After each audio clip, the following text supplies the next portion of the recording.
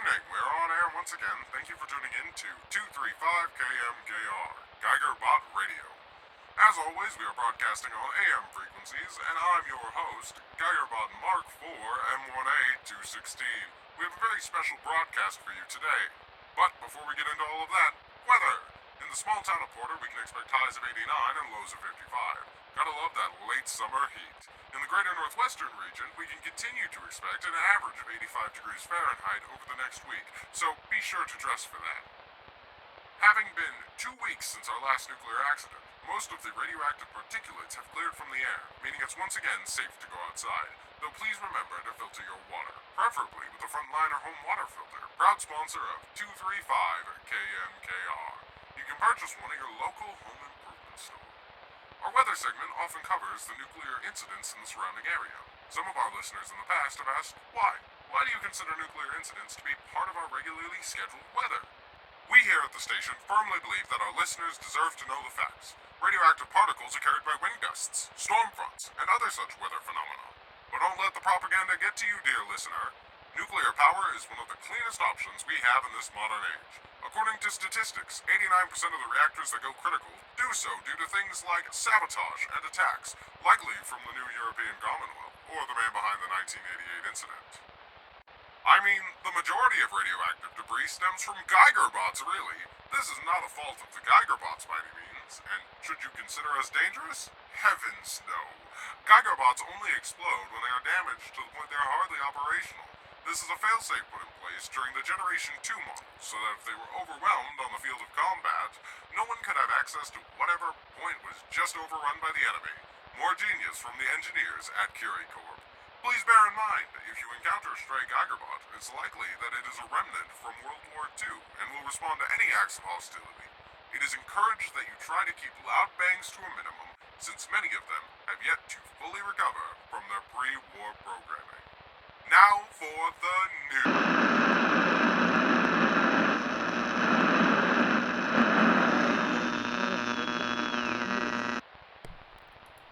Okay, do we really have to go through this again? I was outside the club my girlfriend works at, waiting for her shift to end. He asked a very simple question. All he asked was, "May I join you, dear boy?" And then he offered me a cigarette. I leaned against the wall, and he was so kind as to light the cigarette for me. So I thanked him, and we exchanged names. He asked me what I was doing outside of a place like that at that time of night, and because he was friendly, I felt compelled to answer. I mean, he's well-dressed. He offered me a cigarette. It's the least I could do. So I told him my girlfriend worked there. I was waiting for her to get off shift, and it's all irrelevant now. Listen, I have told you people this story half a dozen times, and it always ends the same way. We talked about my girlfriend. He gave me a Native Clubs playing card and a cigarette, and then he walked off. I don't see why just because I interacted with some guy who maybe looked a little odd, it becomes a whole investigation. I mean, what the hell's the matter with you people? I'm an honest guy. I'm not in cahoots with some megalomaniacal terrorist. You can ask my buddy Neil Paymont, alright? I'm not some mastermind. I'm pretty innocent. I'm scared of the goddamn radio. There's not a lot going on with me. I've got some issues, sure, but I'm not, I don't even remember what he was in town for. Okay? This man shows up one day, he gives me a cigarette. I can't emphasize this enough. If we're done here, can I go back home before my family starts to worry? Can you guys just, can you get the hell out of my... I am so terribly sorry, dear listener. We seem to have had some technical issues here at the station. We seem to have broadcasted an old radio show that sounded eerily similar to our sound tech, Neil. You may know Neil from reading our sponsorships. That's Neil Fitzgerald, if you ever want to look him up. He's always looking for work. But we'll have to have a brief talk with Neil afterwards, to see if he had anything to do with this. Quite unusual indeed. Speaking of unusual occurrences, it looks like the war in the Middle East continues to rage. I'm sorry, dear listener, but I feel like this broadcast must come to an early end. It's very strange how this all pans out. Very strange indeed. Unfortunately, we will have to forgo our evening music. But to all of you, I hope you have a wonderful rest of your night. Neil, get in here! Yes, sir? What was that? I know that was your voice. What in God's name did you just broadcast over my channel? Sir, I understand you're upset, but I'm gonna be real with you. I don't know what that was, or how it got on air. So help me God, Neil. If something like this ever happens again, I will have your ass canned from this station. Do you understand me? Do I make myself clear, Neil? Sir, I'm aware that you're upset. However, you can't just yell at me and somehow expect that to fix your broadcast. I'm a sound tech. I don't deal with all this bullshit. Neil, buddy, you gotta understand, you are the only other person working at this radio station. You are responsible for the entire broadcast. It is your job to make sure we get on and off air reliably, Neil. Sir. Look at me when I'm talking to you. Look at me when I am talking to you.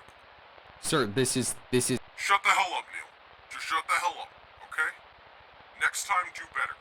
If you're going to apologize, I don't want to hear it. You will not be sorry, you will be... Sir, we are, still live on air. Are you serious right now, Neil? Are you serious right now, Neil? You can't even end our broadcast. Neil, apologize to the people at home. Neil, do it. I'm sorry, guys. Geigerbot's an asshole. Oh, you're real funny, aren't you, Neil? You're a comedian. How about we give you your own joke segment, huh? How about we give you a comedy segment? Get the hell out of my station. Get the hell out of my...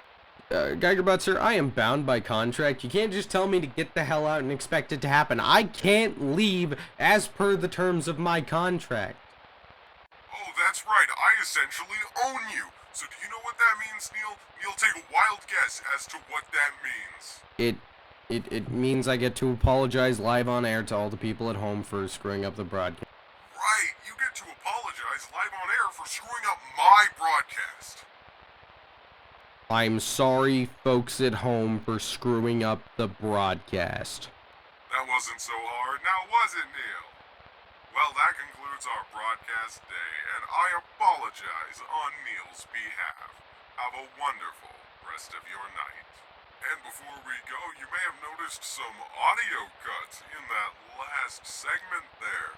That's because Neil was too busy arguing with his boss to do his job as a sound tech. So this is a little note to Neil for the future. Do your job.